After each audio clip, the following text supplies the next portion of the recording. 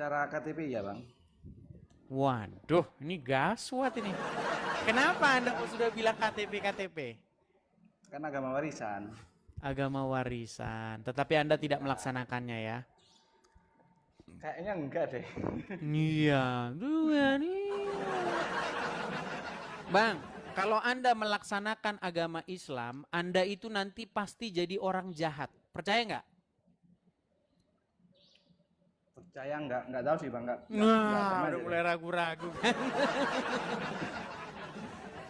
Bang, menurut Al-Quran, di dalam surat At-Taubah ayat 29, perangilah orang-orang yang tidak beriman kepada Allah dan Rasulnya. Ada nggak ayatnya? Aku kurang paham sih Bang. Kayaknya ada Bang. Ada. Ada. Ada. Anda disuruh memerangi orang-orang yang tidak beriman kepada Allah dan Rasulnya. Sampai mereka bayar. Diperangi sampai bayar Bang, bukan sampai masuk Islam, enggak. Anda tidak peduli sebenarnya saya masuk Islam atau tidak peduli. Tetapi Anda harus, tujuan Anda harus sampai saya mengeluarkan duit. Mungkin itu Islam yang cuma belajar kulitnya aja Bang. Itu Islam yang belajar Al-Quran Bang. Kalau Islam yang tidak belajar Al-Quran, ya memang mereka baik, rata-rata baik begitu. Al-Quran itu kan gini Bang, kalau menurut saya ya, memang ayatnya kan sepotong-sepotong. Cuma rata-rata itu orang nggak mempelajari secara penuh Bang, gitu Bang. Saya mempelajari secara penuh Bang. Dan ini fakta ya Bang ya, ini fakta. Abang pernah nggak memperhatikan kasus-kasus yang terjadi di negara kita ini? Contoh misalnya kasus bom Bali, kasus bom katedral, kasus banyak bom gereja lah ya kan? Oke. Nah itu pelakunya Bang, itu pelakunya sangat-sangat Islami. Ya, celana cingkrang, jenggot panjang. Istrinya biasanya cadaran. Lebih dari satu paling istrinya, bukan hanya cadaran tapi lebih biasanya dari satu. Bukan cuma satu, ya banyak istrinya. Begitu. Itu kan Islam yang ikut budaya Bang. Tapi menurut saya itu Islam yang sangat-sangat menjalankan agama Islam. Menurut saya sih enggak gitu. Seharusnya Islam itu ya kehidupan lah, bukan budaya Arab yang dibawa ke Indonesia, khususnya Indonesia ya. Kan celana cingkrang itu kan make sense kalau dipakai di Arab karena di sana daerahnya berpasir, jadi nggak boleh pakai celana terlalu panjang, takutnya kotor. Seperti itu. Loh, tapi kalau kata Muhammad, logika saya. Kata Muhammad, celana yang matanya itu di bawah mata kaki itu tempatnya di neraka. Loh, tapi Muhammad lupa celananya yang ke neraka. Loh iya, celananya yang ke neraka bukan orangnya. Nah, bentar ya. Nih, saya bacakan hadisnya ya. Nih. Hadis. Itu namanya masalah isbal itu ya. Sebentar saya ini kan ya. Boleh. Sebentar. Saya sebutkan hadisnya ya. Nih, saya balik kamera saya sebentar ya Bang ya. Celana di atas kata kaki tempatnya di neraka. Cuman memang karena yang nulis hadis ini memang juga sebenarnya ini ajaran ini asalnya itu diterjemahin pakai bahasa Arab. Jadi akhirnya kacau gitu loh. Nih, saya tunjukkan hadisnya. Celananya Bang yang ke neraka bukan orangnya. Oke, saya balik kamera saya sebentar. Kita hilangkan dulu efeknya ini. Oke. Kelihatan ya Bang ya? Ya. Nih, hukum celana di bawah mata kaki. Mata kaki itu baik kalau teman-teman yang nggak tahu itu loh, yang bendol kiri dan kanan itu. Yang kalau teman-teman punya kaki yang punya bendolan kanan kiri itu, nah itu mata kaki namanya. Banyak juga orang nggak tahu mata kaki. Nih ya. Nih. Perlu diketahui bahwasanya celana di atas mata kaki adalah sunnah. dan ajaran Nabi sallallahu alaihi wasallam nih. Hadisnya ini ya dari Al-Asyid bin Sulam, ia berkata, nih perkataannya nih ya, perhatikan. Saya pernah mendengar bibi saya menceritakan dari pamannya yang berkata, ketika saya sedang berjalan di kota Al-Madinah, tiba-tiba seorang laki-laki di belakangku berkata, angkat kainmu, karena itu akan lebih bersih.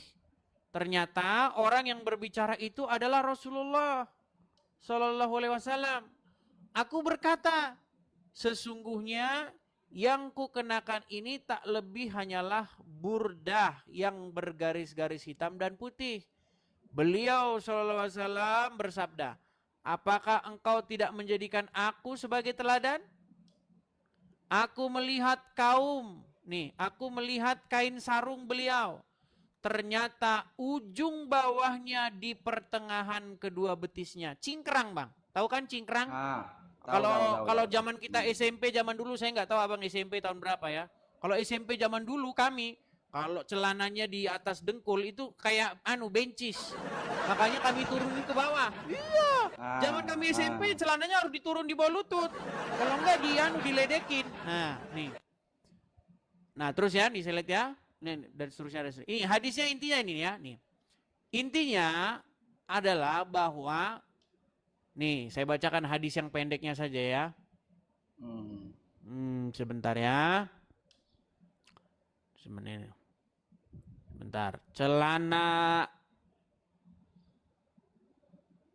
Sebentar ya. Kita lihat hadisnya ya. Celana di bawah mata kaki itu tempatnya di neraka. Ini ada banyak sekali nih hadis-hadisnya ini ya. Nah ini ya. Kain nih, nah ini dia hadisnya. Nah. Kain yang berada di bawah mata kaki itu berada di neraka. Nih Bang, kain yang berada di bawah mata kaki berada di neraka. Kainnya Bang. Nah iya, kain yang di neraka. Iya. Gitu. Jadi memang Bang ya, sebenarnya mereka itu bukan sembarangan mereka mempelajari. Mereka belajar dengan sungguh-sungguh. Makanya celananya di atas mata kaki. Tapi sebenarnya ya Bang ya, sebenarnya kalau kan ada Islam yang moderat, ada Islam yang belajar letterluck begitu ya, hurufiah begitu. Itu sebenarnya berbicara mengenai kesombongan. Iya, karena gini loh, kalau kita baca konteksnya itu berbicara begini. Bagaimana ketika ada orang-orang yang kaya yang memboros-boroskan bahan kainnya sampai diseret-seret. Abang tahu kalau nikahan orang-orang luar negeri? Yang perempuan sampai celananya digendeng-gendeng. Ya, ada orang gendeng-gendeng. Nah itu makanya kelebihan bahan. Nah jadi sebenarnya konteks hadis itu berbicara begitu Bang. Bagaimana orang-orang yang sombong begitu loh. Yang bahannya itu sampai diseret-seret. Nah makanya dikatakan oleh Muhammad orang-orang seperti itu tidak baik, tempatnya di neraka. Tapi yaitu Muhammad kadang salah ngomong, kain yang di neraka. Kain yang di bawah mata kaki, tempatnya di neraka. Nah itu sebenarnya berbicara kesombongan. Ini Ari Untung, tahu Ari Untung kan? Tahu. Nah dia langsung pakai celana cingkrang. Karena apa? Karena dia ingin mengikuti sunnah. Tapi dia lupa istrinya pakai tas Hermes harga miliaran. Nah itulah. Jadi sebenarnya itu berbicara orang-orang yang menghambur-hamburkan sesuatu yang tidak berfaedah. Di dalam Al-Quran ada satu ayat yang berbunyi, mubazir. Sesuatu yang mubazir itu adalah sahabatnya setan. Orang yang melakukan perbuatan mubazir, sesungguhnya dia adalah temannya setan. Pernah dengar ayat itu? Pernah. Iya. Nih, mungkin teman-teman muslim yang lain tidak tahu ya, nih ya. Nih. Saya sebutkan ya. Perbuatan mubazir nih. Perbuatan Mubazir, sahabat setan. Nih, saya tampilkan. Kita kalau ini ada semua nih. Di dalam surat Al-Isra ayat yang ke-27. Nih ya, saya bacakan. Surat Al-Isra ayat 27. Kalau saya ini Bang sangat-sangat mengerti ajaran Islam. Makanya saya senang kalau ada orang Islam yang belajar dengan saya. Nih ya. Di dalam surat Al-Isra ayat yang ke-27. Sebentar, ini kok bukan ayat malahan. Sebentar ya. Al-Isra 27. Nih. Nih ya. Kelihatan ya Bang ya? Sesungguhnya orang-orang yang pemboros itu adalah saudara setan. Dan setan itu sangat ingkar kepada Tuhannya. Nah di sini Bang, kata bahasa Arabnya itu mubazirina. Jadi orang-orang yang melakukan perbuatan-perbuatan mubazir atau sia-sia yang unfaedah. Nggak ada gunanya, nggak ada maknanya. Contoh misalnya ada kaleng. Terus diajak ngomong, kaleng, kaleng. Nah itu kan perbuatan-perbuatan yang mubazir, yang gak ada gunanya. Nah itu adalah sahabat syaiton menurut Al-Quran. Nah sebenarnya Bang, yang melakukan atau yang melanggar Al-Quran ini sekarang umat muslim. Mau nggak saya kasih tahu perbuatan mubazir yang sia-sia yang dilakukan umat muslim? Pergi ke Arab nyiumin batu. Loh, kalau itu sih saya setuju. Iya, karena begini, Umar bin Khattab pernah berkata kepada, nih, saya katakan, apa perkataan Umar bin Khattab kepada batu hitam? Nih, Umar bin Khattab Hajar Aswad, kita klik ya, Hajar Aswad. Nih ya, bagaimana dia berkata kepada Hajar Aswad? Nih, sebentar ya. Bentar, saya tambahin nih kosakatanya. Hanyalah batu nih. Nih ya, bagaimana Umar bin Khattab berkata kepada batu ini? Nih, saya tampilkan ya. Apa kata Umar bin Khattab? Perhatikan. Nih. Suatu kali Umar bin Khattab itu pernah berdialog dengan batu Hajar Aswad. Nih. Salah satu kisah ketegasan Umar yang sangat menarik adalah saat ia berbicara pada Hajar Aswad sekali waktu ia menyaksikan Rasulullah mencium Hajar Aswad nih. Perhatikan, apa kata Rasulullah nih? Ya dikatakan begini, sungguh aku tahu kau ini hanya batu yang tidak bisa berbuat apa-apa. Andai saja Nabi tidak menciummu, aku pun tidak akan menciummu. Jadi menurut Umar bin Khattab itu hanya batu itu, nggak dapat manfaat, nggak bisa mendatangkan bahaya, nggak bisa mendapatkan barokah. Itu cuma batu doang. Nah Umar bin Khattab tahu. Seharusnya. Iya Umar bin Khattab tahu itu perbuatan mubazir. Tapi tetap saja Umar bin Khattab melakukannya. Dan orang Muslim zaman sekarang berbondong-bondong pergi ke Arab melakukannya. Gini Bang, kalau masalah ke Arab ya, haji, umroh atau segala macam itu saya lebih setuju dengan mending lah gak usah haji atau umroh. Iya. Kalau saya pikir-pikir ya, ini menurut pikiran saya sendiri ya. Cobalah kumpul uang haji itu semua, nggak usah pakai berangkat tapi digunakan untuk sumbang orang yatim piatu itu kayaknya lebih berguna deh. Iya, untuk modal usaha, untuk menghidupi keluarga. Untuk bantu teman, kan begitu lebih bagus daripada ke Arab buat nyumin batu. Itu kan marketing Arab. Itu marketing Arab.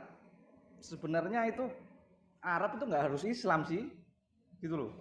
Iya. Kenapa para nabi turun di Arab? Kenapa itu alasannya? Ya karena di sana itu negara paling rusak, makanya diturunkan di daerah Timur Tengah sana. Nih, apa yang orang Arab lakukan nih Bang ya? Nih. Ini Anda ini sudah agak-agak Islam yang agak sedikit agak sedikit moderat nih ya. Nih. Ini beberapa langkah lagi Anda ini kayaknya nih. Sebentar ya Bang ya. Nih, saya kasih tunjuk bagaimana apa yang umat muslim lakukan nih. Ini kata orang, ini pengajar agama Islam nih Bang, namanya Abu Marlo. Perhatikan ya, nih. Terus saya nanya, Pak, kalau saya sholat di sini pahalanya berapa? 1. Kenapa? Kan bukan bagian dari Masjidil Haram. Oh, oke, di sini. Itu saya berangkat tahun 2000 berapa gitu ya. Dah. Oh, jadi kalau saya di sini berapa? 10.000. Kalau di sini 1. Kenapa? Nggak bagian dari Masjidil Haram. Oke. 4 tahun berikutnya, saya pergi lagi, Mas. Ternyata Masjidil Haram udah diperluas.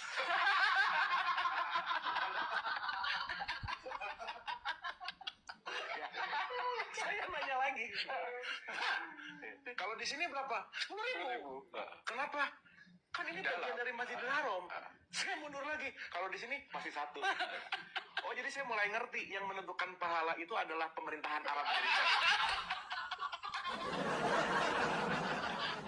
Loh iya, karena ada hadis yang mengatakan barang siapa yang sholat di Masjid Nabawi atau Masjidil Haram, apa Masjid Nabawi ya, itu sama seperti pahalanya sholat 1000 kali di masjid yang lain. Gimana orang muslim Bang. tidak? Gimana?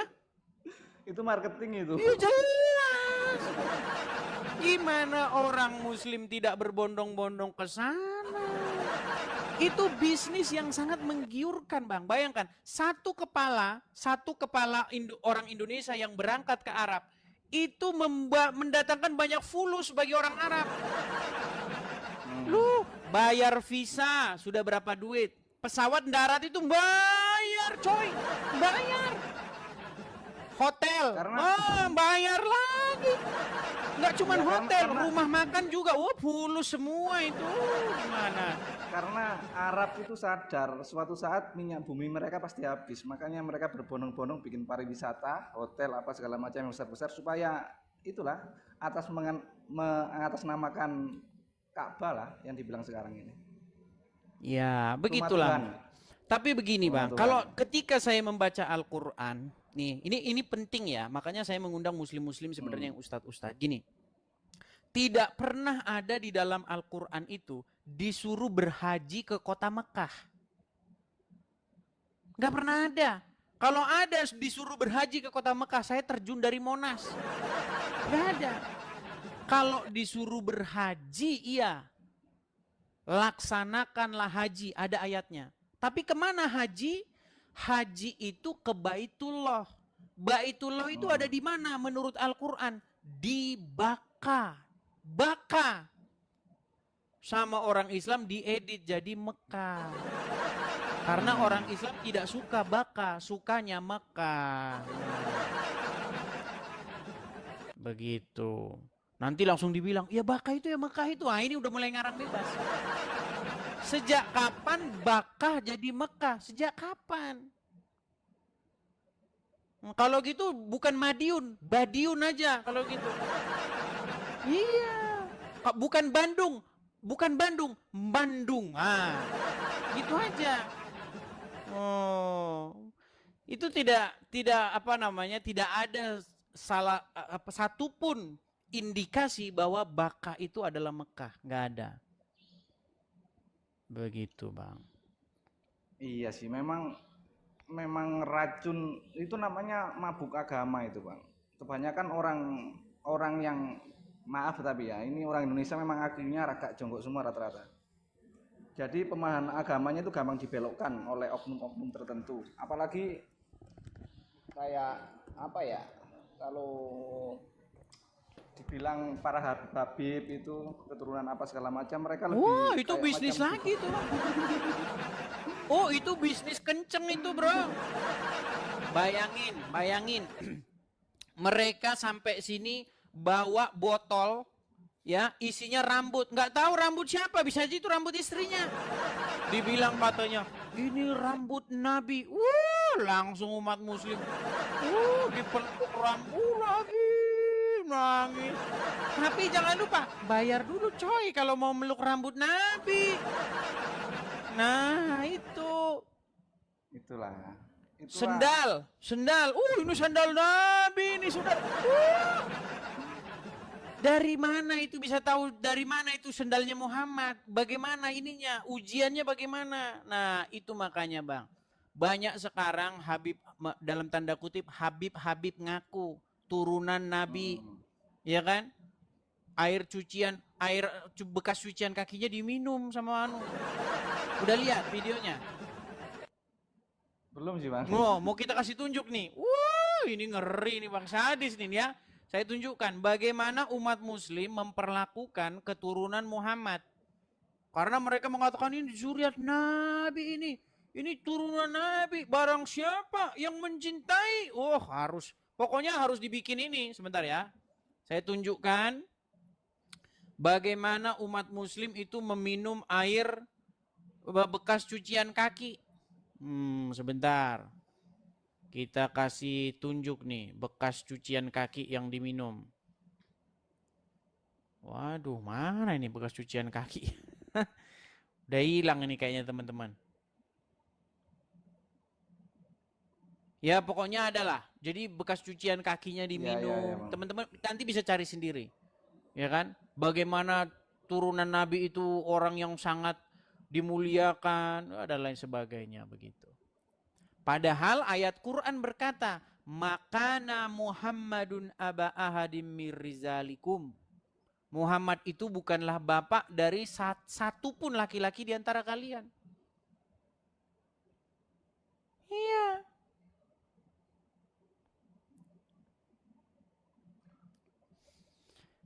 Jadi mereka biasanya menegaskan ayat-ayat tentang kemuliaan Muhammad. Apa ayat-ayat yang mereka ini kan? Bagaimana orang yang minum darah Muhammad itu otomatis masuk surga. Iya. Ada gitu Bang? Ada hadisnya. Barang siapa yang minum darah Muhammad, itu tubuhnya itu tidak akan disentuh api neraka. Nih ya. Ini banyak abang yang tidak tahu nih. Minum darah Nabi nih ya. Bagaimana ada orang minum darah Nabi? Nih, ini Muhammad ya. Nih, coba. Ini kalau yang ngomong ini pasti abang langsung percaya nih. Karena ini ustadz yang diperhitungkan di Indonesia ya. Coba ustadz siapa? Siapa? Oh, ini sangat terkenal ini ustadznya. Pasti Anda akan langsung tahu suara siapa ini. Dengar ya. Suaranya pasti sangat familiar bagi Anda. Coba, nih. Saya pernah dengar cerita tentang sahabat yang meminum darah Nabi SAW. Sedangkan dalam Al-Quran minum darah itu dilarang. Darah itu haram. Ini khususnya. Nama kitabnya Mafahim Yajib an Tusahhah. Ketika Nabi menyuruh sahabat membuang darah bekas bekam. Iya, tahu. Ambil darah, pergi buang sana. Begitu dia ke belakang, bukan dibuang ya, diminum ya darah Nabi. Lalu dibilang, yang mana darah? Kau minum. Kata Nabi SAW, orang yang darahnya bercampur dengan darahku, haram disentuh api neraka. Darah Nabi SAW, darah kawan antum, jangan antum minum. Dracula. Lihat betapa standar gandanya di situ. Kalau orang minum darah Muhammad, tubuhnya haram disentuh api neraka. Tapi kalau Anda minum darah teman antum, antum Dracula.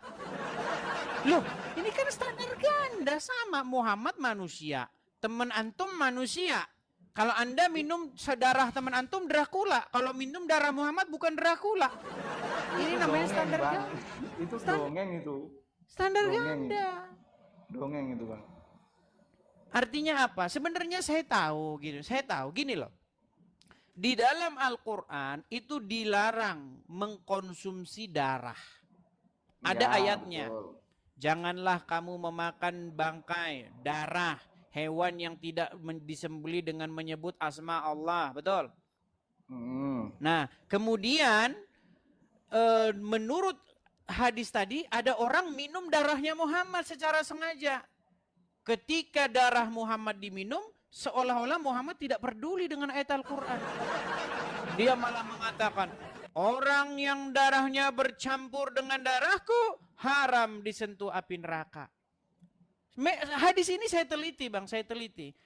Saya sampai pada satu muara apa? Ternyata memang hadis itu digunakan oleh para dalam tanda kutip turunan Muhammad. Supaya apa? Supaya mereka bisa cerita kepada muslim-muslim yang unyu-unyu. Lihat nih, ya, orang yang minum darahnya Nabi yang dikatakan haram mereka disentuh api neraka. Itulah kami, di dalam diri kami mengalir darah Nabi. Sebenarnya itu maksudnya Bang. Supaya apa? Supaya keturunan-keturunan Muhammad ini dimuliakan. Gitu. Jadi sebenarnya Bang, mau saya tanya itu ini, Bang. meneliti ajaran agama Islam itu sudah sangat mendalam. Sangat dalam sekali saya teliti ajaran agama Islam itu. Di dalam Sebenarnya agama aku Islam itu. nggak terlalu dalam masalah itu semua, tapi logikaku ya bertanya itu Al-Quran atau Injil atau segala macamnya itu turunnya bagaimana sih?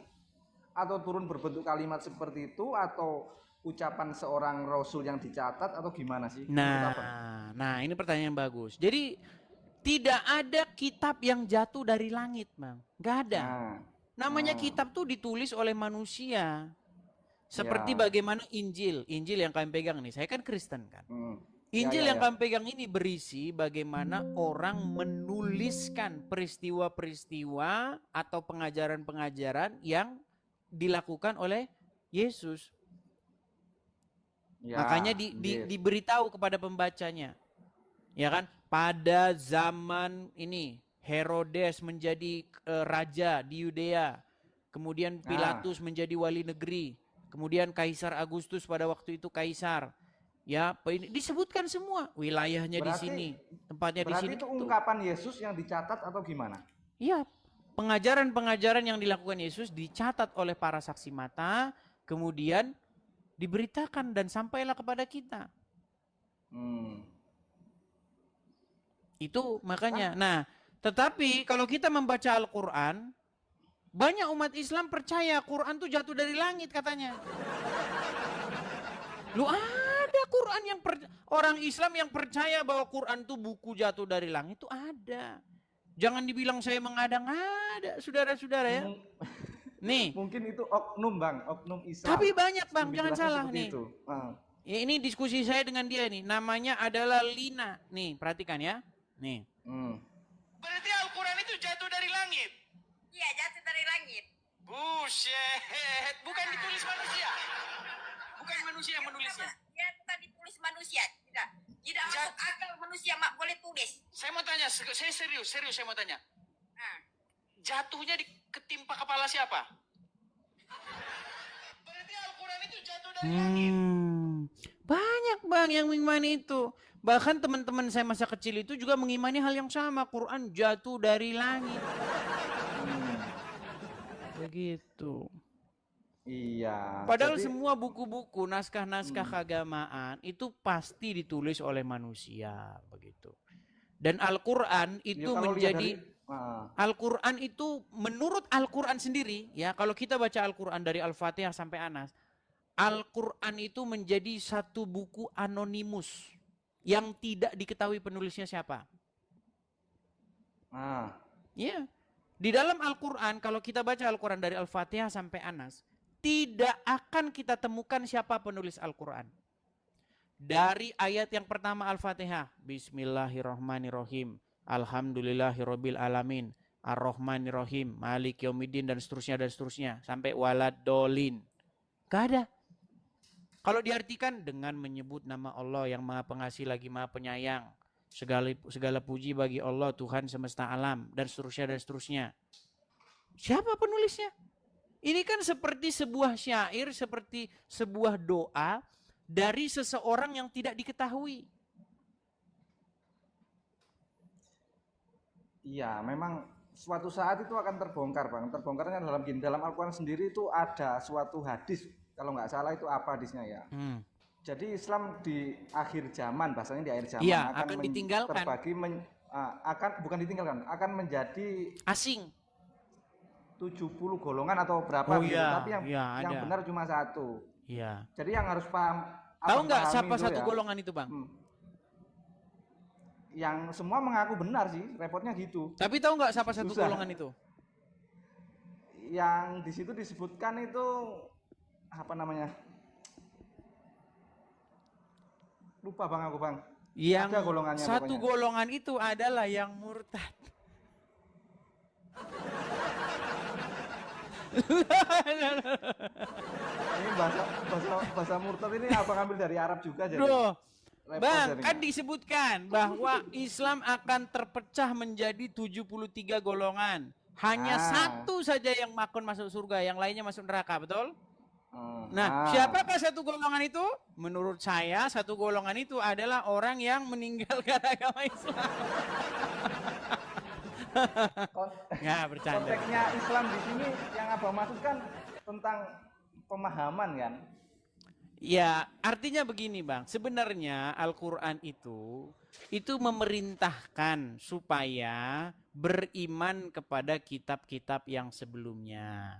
Kepada Al-Quran, kepada Taurat dan Injil. Karena di dalamnya terdapat petunjuk dan cahaya. Ya. Iya. Tetapi Quran yang ada sekarang ini diakui juga oleh umat Muslim, itu karangan Utsman bin Affan. Iya. Di dalam Quran surat Al-Baqarah ayat yang kedua, Zalikal kitabu la raiba fihi. Kitab ini. Jadi kata-kata kitab ini itu merujuk kepada sebuah buku. Sekarang coba nih, saya tes ya Bang ya. Abang percaya nggak bahwa Quran itu pertama kali difirmankan kepada Muhammad? Quran difirmankan kepada Muhammad. Menurut umat Muslim, Quran itu kan pertama kali diucapkan kepada Muhammad, betul? Ya. Nah, ketika dikatakan kepada Muhammad, Zalikal kitabu la raiba fihi kitab ini tidak ada keraguan padanya, petunjuk bagi orang-orang yang bertakwa. Berarti kitabnya udah ada belum? Udah ada. Iya, harusnya udah ada. Sama kayak gini loh. Nasi goreng ini saya berikan kepada kamu. Harusnya nasi gorengnya udah ada. Nggak mungkin nasi gorengnya adanya waktu yang udah mati. Orang yang saya ajak bicara udah mati, nggak mungkin. Misal saya ngomong sama abang nih. Saya ngomong sama Anda. Saya bilang gini, Bang, nasi goreng ini adalah nasi goreng yang paling enak. Mungkin nggak nasi gorengnya adanya besok setelah abang sudah meninggal? Kan nggak mungkin. Ya, nah, mungkin. di dalam surat Al-Baqarah itu, kitab ini tidak ada keraguan. Pasti itu diucapkan di zaman Muhammad.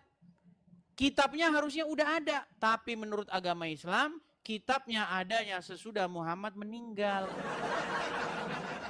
Iya, karena memang semua akan diperdebatkan setelah pemimpinnya nggak ada, Bang. Iya, makanya sekarang ini, umat Muslim pun mengakui kitab yang ada sekarang ini dibuat atau dibukukan di zamannya Utsman bin Affan. Itu pun setelah dia melakukan pembakaran terhadap kitab-kitab lain. Iya, mushaf-mushaf Quran dibakar semua. Yang ada tinggal mushaf karangan Utsman bin Affan. Makanya Bang, Quran yang sekarang itu nampak Quran, Bang. Wah, kan saya 13 tahun Bang mendalami Al-Quran. Bayangin Bang, kalau abang pergi kuliah. Motif. Nah, nih saya jelasin nih. Motif. Dulu itu panjang ceritanya, ya. Dulu kan waktu saya kecil itu kan teman-teman saya kan Muslim semua. Ya. Ya kan? Bahkan kami di SD itu ngaji, kami SD ngaji. Ngaji kami dulu SD. Termasuk abang? Iya ngaji, main ke pondok pesantren, main sama ustadz. Karena teman-teman kan Muslim semua. Ya. Dulu waktu saya kecil itu kan main sama teman saya ke biasanya kan kalau main kan nunggu dia pulang dari sholat tuh, pulang dari dia ngaji. Nah akhirnya kan saya ikutan ngaji. Nah setelah pulang ngaji baru kami main bareng. Nah jadi waktu ngaji tuh saya denger gitu kan. Oh kayak begini tuh ajaran agama Islam. Oh iya. Namanya masih anak-anak kan. Nah setelah itu waktu berjalan lama, adalah satu peristiwa yang membuat saya itu memikirkan sebenarnya manusia ini nanti mau kemana gitu. Kalau menurut abang? Nah itu makanya saya merenungkan. Manusia ini dari mana datangnya? Kemudian mau kemana? Bumi ini dari mana asal usulnya? Siapa yang bikin semuanya ini? Nah pertanyaan-pertanyaan yang berkecimpung dan lain sebagainya itu membuat saya memikirkan sebenarnya apa kebenaran itu apa gitu. Nah akhirnya saya dalami, saya pelajari agama Islam, pelajari agama Kristen. Nah terus waktu saya belajar itu saya lihat ada orang debat-debat. Ya. Ada Zakir Naik debat begini, ada begini. Ternyata mereka debat-debatnya. Saya coba jawab-jawab. Nah, akhirnya jadi seperti sekarang ini, begitu. Berarti yang abang pelajari agama tentang monoteis aja bang ya? Ya, yang saya pelajari agama Islam, kemudian Kristen, kemudian Yahudi.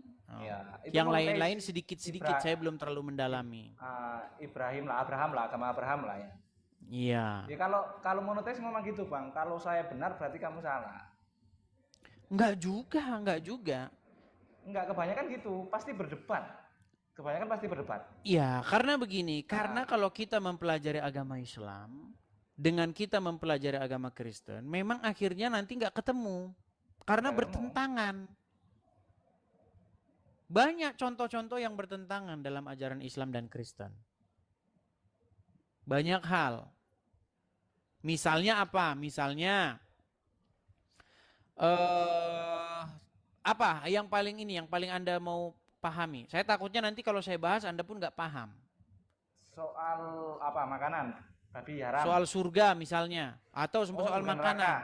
Gimana? Surga neraka atau ya, soal surga makanan? Neraka. Coba. Surga neraka. Coba. Di dalam Quran ada nggak surga? Ada. Ya, terjemahannya. Tapi itu salah terjemahan itu. Salah persepsi menurut saya, bukan salah penerjemahan. Iya, jadi sebenarnya gini bang, kata surga, swarga, itu sebenarnya milik agama Hindu. Benar? Iya. Jadi di dalam agama Hindu ada tingkat. Ada swarga, ada nirvana, kemudian ada yang paling tinggi itu namanya moksa. Itu yang paling tinggi. Ya, yang menyatu dengan alam itu namanya moksa. yang menyatu dengan sang pencipta, itu moksa namanya. Moksa. Nah, di bawahnya moksa itu ada nirvana, ada swarga. Nah, kosakata bahasa Hindu ini dicolong oleh Kristen dan Yahudi Indonesia, Kristen dan Islam Indonesia. Nah, akhirnya kata surga ini kita pakai di terjemahan kita, terjemahan Bible bahasa Indonesia dan terjemahan Quran bahasa Indonesia. Padahal di dalam Quran itu Allah itu akan menghadiahkan jannah. Ya, jannah itu kebun, Bang. Jannah itu kebun. Oh, surga dari mana? Kebun. Iya, Bang. Jannah dalam bahasa Arab itu surga. Kalau di Indonesia itu enggak ada jannah. Bukan surga. Jannah itu bahasa Indonesianya itu kebun. Oh, nggak percaya. Taman. Ini yang paling inti bang, tanya dari saya bang, paling inti. Menurut Anda itu Tuhan itu sosok atau bukan? Ya sosok lah, pribadi lah. Tetapi dia itu juga punya yang namanya spirit atau ruah atau roh. Nah, rohnya Tuhan. Jadi Tuhan itu pengen, kalau ini dalam ajaran agama Kristen bang ya, Tuhan itu pengen supaya manusia itu dipenuhi dengan rohnya, roh yang daripada dia. Ya. Jadi ketika rohnya Tuhan itu hinggap atau tinggal di hati seseorang, maka seseorang itu akan mirip dengan Tuhan itu. Makanya manusia kalau di dalam Bible, kalau abang baca Quran maupun baca Bible, itu sebenarnya ketika Tuhan menciptakan manusia, Tuhan itu meniupkan roh, meniupkan nafas hidup. Makanya manusia itu sebenarnya sejatinya manusia itu gambar daripada dia, citranya. Tahu kan citra? Berarti manusia itu bagian dari Tuhan atau bukan? Manusia itu sebenarnya citranya Tuhan, aslinya. Makanya manusia itu pengejawantahan daripada Tuhan di muka bumi supaya manusia itu menempati dan memelihara bumi ini. Nah, tapi gagal manusia itu. Manusia itu gagal jadi gambarnya Tuhan. Yang tadinya dia itu jadi pemelihara bumi, ya kan? Citranya Tuhan di muka bumi, mengasihi sesama manusia, merawat bumi. Yang ada sebaliknya. Yang ada manusia itu malah jadi gambarnya setan, ngerusak alam, ya kan, membunuhi sesamanya manusia. Nah, itu makanya jatuh manusia itu dalam dosa, gagal Adam yang pertama itu. Makanya anak keturunannya juga jadi seperti bapaknya, seperti Adam.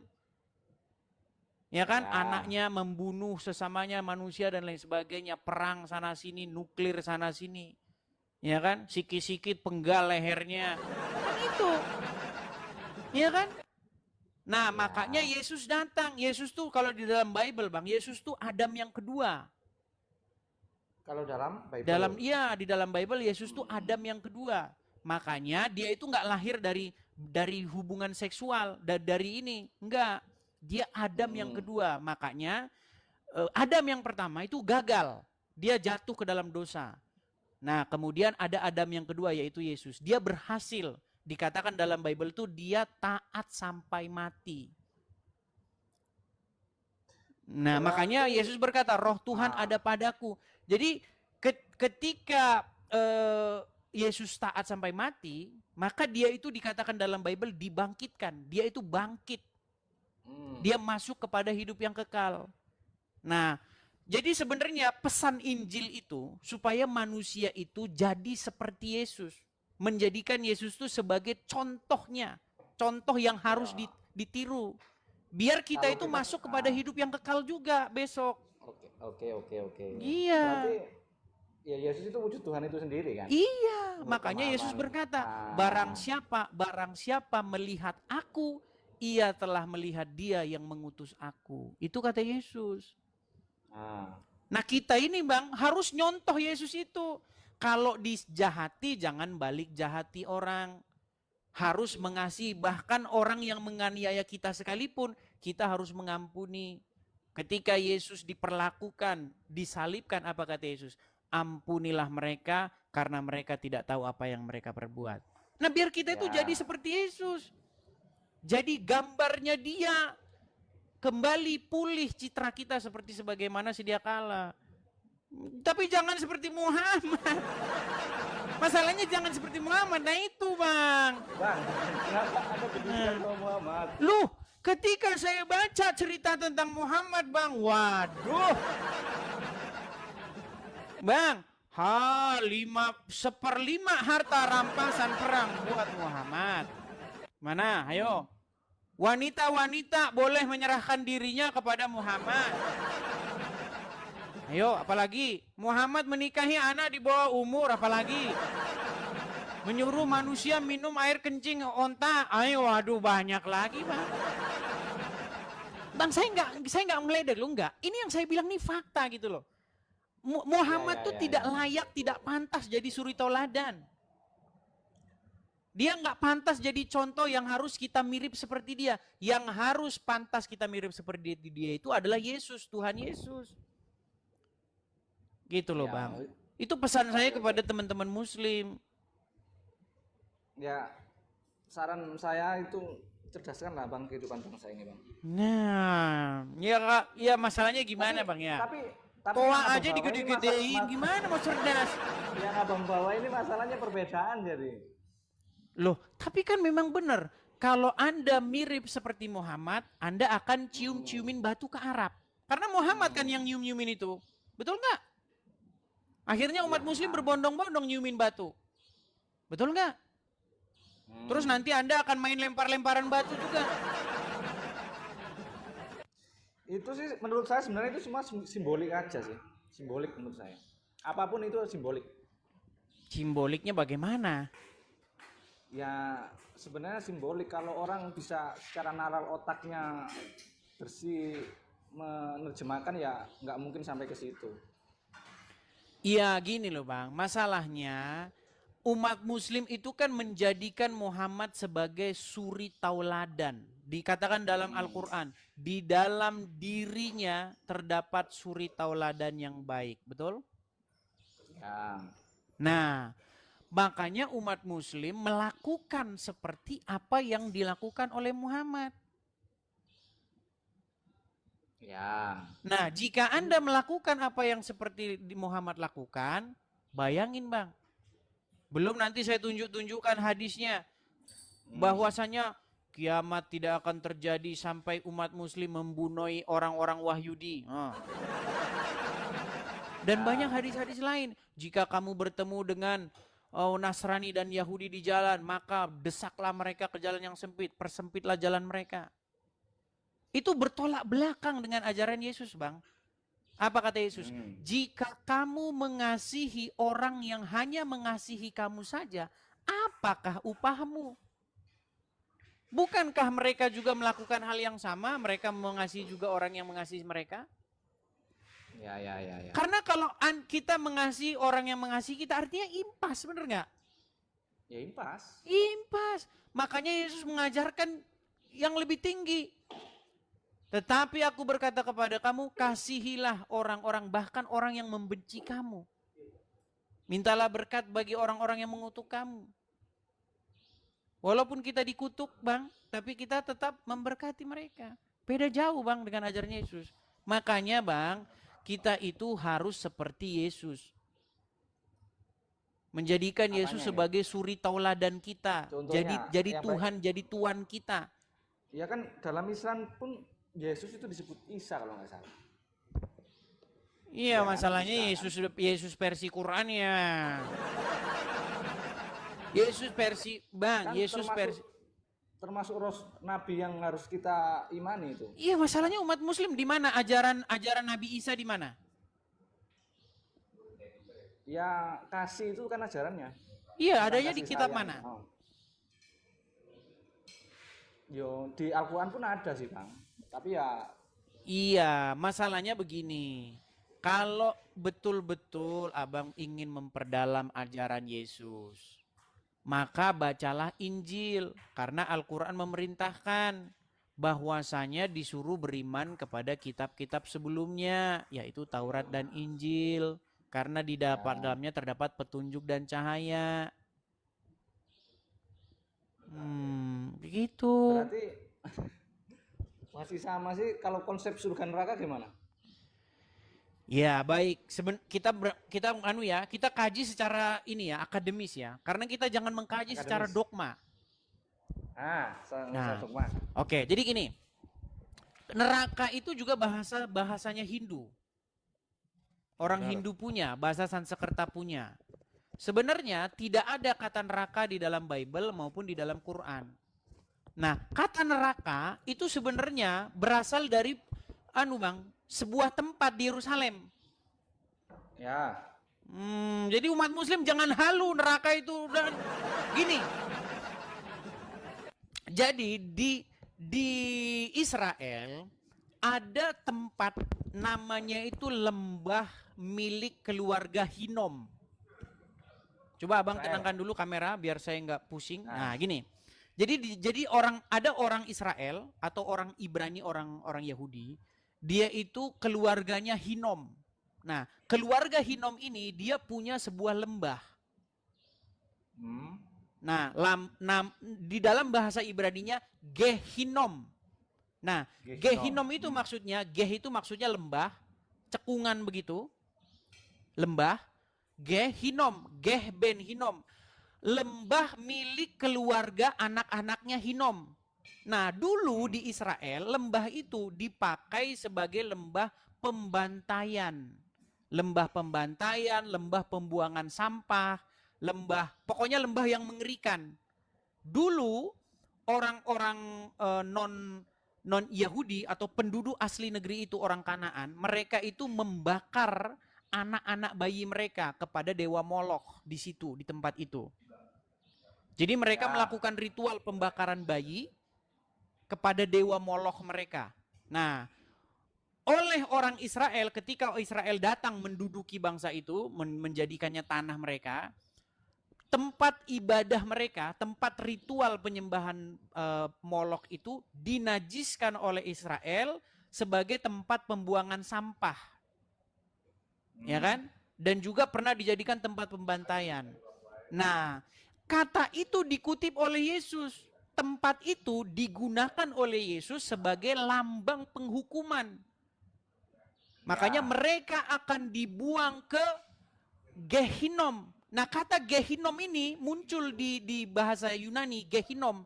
Sama orang Arab dicolong jadi Jahanam. Loh, itu asal usulnya. Intinya neraka itu tempat yang nggak mengenakan lah. Cuma Iya, tempat tapi pembuangan bukan tempat seperti apa yang lah. didongengkan oleh orang Islam, Tuhan. Tempatnya ada, dilihat sekarang masih ada. Tinggal beli tiket pesawat berangkat, udah langsung ketemu tempatnya di sono. Nih, saya kasih tahu asal usul kata jahanam ya. Ini saya harus mengajar yang akademis juga kadang-kadang teman-teman, ya. Iya, biar ada isinya, Bang. Ya, biar ada isinya. Bukan Kita cuma- jangan bahas yang sifatnya dogma terus. Iya, Jangan betul, kita betul, bahas betul. yang sifatnya dogma, hal-hal yang kosmik terus. Kita bahas hal-hal yang sifatnya real, ya. Nih, kata jahanam, ya, akar kata, nih, biar Anda saya kasih tunjuk. Bentar ya. Nih ya, saya kasih tunjuk. Jahanam. Ini sebenarnya asal usul kata jahanam itu dari perjanjian baru, dari kutipan Yesus Gehinom. Nih, perhatikan kata jahanam. Nih ya, jahanam. Perhatikan, kita bahas ya. Jahanam bahasa Arab nih. Ini udah pernah saya bahas juga, Bang. Orang Arab kadang-kadang salah tulis. Kata jahanam ini kadang-kadang ditulis jahim. Karena dulu itu nggak ada harokatnya. Ini kan huruf ja, ini huruf ha, ini huruf nun, ini huruf mim. Ini bisa juga dibaca jahim, bisa juga kalau harokatnya di ini. Ini huruf nun ini kalau titiknya 2 di bawah kan jadi huruf ya. Ya. Iya, jahim bisa jahim juga. Memang huruf H-nya ini beda. Ada huruf H, ada huruf H, kan 2 huruf H. Ya kan? Kan itu kan gundul, Bang, nggak ada harokatnya itu. Iya, dulu gundul, dulu nggak ada harokatnya. Ini pembahasan kita besok. Besok kita bahas ini. Ini hal-hal yang akademis begini belum nyampe ilmu-ilmu orang Islam biasa. Ini ya. Apa di sini dikatakan ya? Nih, jahanam, terjemahan jahanam adalah neraka tempat penyiksaan yang memiliki 7 pintu. Ini kata-kata 7 pintu ini ngarang bebas ini. 7 pintu dan setiap pintu tingkat dan seterusnya nih. Nih, etimologi, perhatikan. Nih, jahanam berasal dari kata jahanam nih. Akar huruf JHM. Memiliki banyak arti. Salah satunya adalah nih. Ini kajian-kajian dogma. Tapi kalau kita mengkaji secara etimologis, kata ini sebenarnya tidak berasal dari kata ini. Kata jahanam ini berasal dari kata gehinom. Nih, saya tunjukkan sumbernya ya. Bentar ya. Sekali-kali kita harus teman-teman ya. Nih, Bang. Ini sayangnya bahasa Inggris ya. Mau saya terjemahin, Bang? Nih. Boleh. Nih, Gehenna. Nih, kata Gehenna ini. Atau Gehinom, Hebrew. Ben Hinnom. A valley of Hinnom. Ini lembah dari Hinnom. Ya. Adalah satu tempat yang di dalam Bible seperti yang saya ceritakan tadi. Ini tempatnya itu ada ini. Ya. Nih, Gehinom. Tempat pembuangan sekarang tempat pembuangan sampah. Nah, etimologi nih. Nih, secara etimologi akar katanya berasal dari ini. Dari Valley of Son of Hinnom. Lembah milik keluarga anak-anak Hinnom. Nih. The name Gehenna derives turunan dari bahasa Yunani nih, Koine Greek yang ditemukan dari bahasa di dalam perjanjian baru. Nih. Ini asal usulnya dari Bible. Jadi kata jahanam itu berasal dari istilah Bible. Makanya kalau abang belajar Quran, ditarik tafsir-tafsir, itu kata jahanam itu masuk ke dalam kata-kata mustaribah. Bahasa-bahasa yang diambil dari kitab-kitab terdahulu. Masalahnya umat muslim tuh udah langsung anti kalau disuruh sekolah kayak begini. Mereka lebih senang baca ini tausiah nih. Ya, itu kan orang-orang yang malas berpikir sih sebenarnya, Bang. Rata-rata kan cuma yang dipelajari tentang pahala sama dosa aja kan. Padahal itu kan hal yang dipercaya, itu kan hal yang bisa dibuktikan. Iya, maksud saya seperti itu, Bang. Artinya kadang-kadang kalau kita debat dogma, kita itu debat kusir yang gak ada isinya. Seperti Makanya, debat dua anak SD yang ribut mengenai bapak siapa yang hebat. Ya kan? Zaman kita SD kan Iya, gitu, betul, bapak betul, saya betul, yang betul, hebat. betul. Enggak, hebatkan bapak saya itu. Debat kusir. Tapi kalau kita kembali kepada fakta-fakta yang betul-betul realitas, maka kita nanti akan punya penggaris yang akan kita gunakan bersama-sama sebagai kebenaran. Iya, karena kebenaran itu menurut saya itu kebenaran itu apa ya? Milik kepala masing-masing. Ya, Sebenarnya. kalau kebenarannya bersifat yang kebenaran dogma, kebenaran yang subjektif. Kita jangan membahas kebenaran yang sifatnya subjektif. Melihat Tapi dari kita harus sejarah kan, Bang. Iya, kita harus kembali kepada Semua fakta, ya. realita. Semua nabi yang muncul pada zamannya itu pasti dimusuhi umat sebelumnya. Setuju nggak? Ya, Semua. tetapi kita bukan bahas itu, Bang. Kita bahas mengenai apakah benar bahwa kosakata itu diambil dari kitab-kitab terdahulu, tetapi orang Islam membuat definisi baru yang ngarang bebas. Iya, banyak loh. Injil, apa itu Injil? Kenapa kok kitabnya dikasih nama Injil?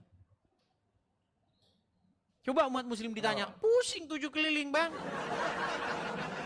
Injil itu berasal dari bahasa Yunani juga, dari dua suku kata, eu dan angelion. Jadi evangelion. Dalam bahasa Arab jadi Injil.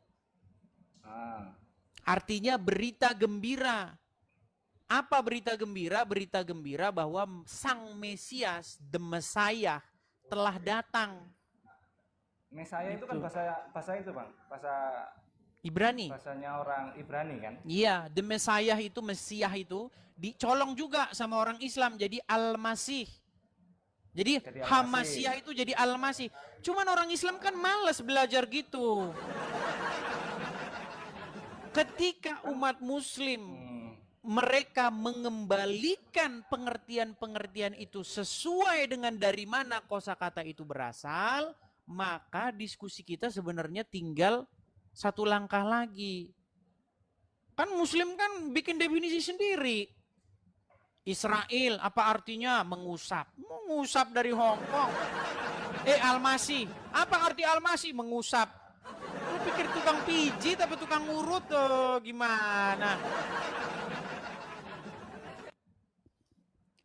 Hamasiah tuh. Istilah-istilah itu banyak, Bang. Terus istilah mana, wasalwa. Ada kan dalam Quran? Apa mana itu? Itu juga istilah-istilah yang diambil dari kitab-kitab terdahulu. Cuman umat muslim langsung alergi. Dengar Injil dengan Taurat. Ih, kafir. Kafir. Gimana? Nggak tahu kafir itu apa sebenarnya, Bang? Kafir itu apa sih sebenarnya? Ya, itu juga ada kajian khusus nanti, Bang. Tapi kapan-kapan lah. Makanya saya itu sebenarnya sangat merindukan ada seorang akademisi muslim yang naik ke sini. Tapi sayang, takut nanti kalau mereka bicara nanti dipersekusi itu. Saya tahu. Iya, betul. Iya. Setuju. Ada sebenarnya, Bang, ada. Ada. Umat muslim yang mereka mendalami agama Islam terus sudah nggak percaya lagi sama Islam banyak jumlahnya. Bukan tahun 2000 saya, tapi nanti langsung dianggap murtad, Bang. Ya, 2014, 2015 saya itu punya teman-teman dari mahasiswa UIN atau IAIN gitulah pokoknya ya. Ya, dari IAIN apa Universitas Islam gitu. Saya ngobrol-ngobrol dengan mereka. Ya memang rata-rata mereka begitu, udah nggak percaya lagi dengan agama Islam. Iya. Kata-kata Abang itu sebenarnya ya memang menyinggung kata orang-orang umat ini nih yang di bawah. Ya makanya saya ajak berargumen kan, saya undang mereka untuk datang berargumen. Tapi mereka ya hasilnya cuma engkel-engkelan aja, Bang. Satu ngeyel. Iya, kalau yang awam ya ngeyel-ngeyelan, kalau orang awam. Tapi kalau orang belajar pasti enggak lah. Enggak. Tapi orang yang belajar pasti langsung dianggap itu murtad sih. Iya. Oke, gitu aja, Bang ya. Iya, Bang. Oke, terima kasih, Bang.